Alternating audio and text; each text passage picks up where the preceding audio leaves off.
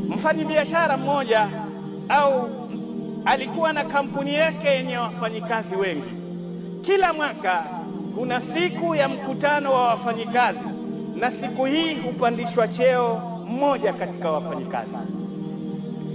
Siku ilifika, yule tajiri chairman mwenye kampuni akaja na zawadi.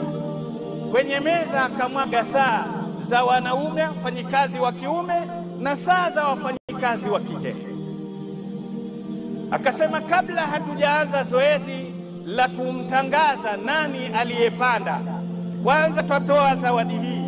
Kila mmoja wenu katika wafanyikazi wote aje achukue saa yake hapa.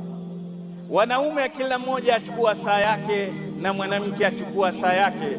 Mume mmoja katika wafanyikazi akaja mwanamume akachukua saa ya kike. Ingekuwaje kama Waswahili wamuone mwanamume zawadi ya kiume iko achukue ya kike? Wote wakacheka.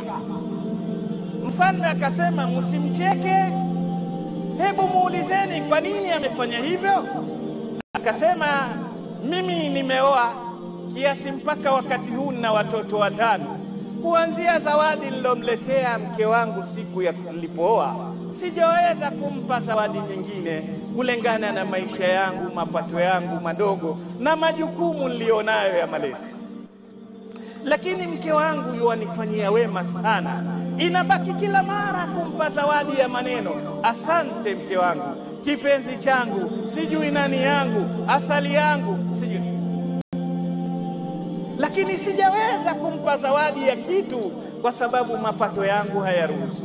Sasa leo tuliporuhusiwa kuchukua zawadi, nikakumbuka mke wangu anavyonihurumia na kunihudumia, na mimi leo huruma yangu nidhihirishe, nichukue saa ya mwanamke, pamoja kuwa sitaitumia mimi, lakini nikamkirimu mke wangu, ahisi kwamba pia mimi nina huruma na yeye.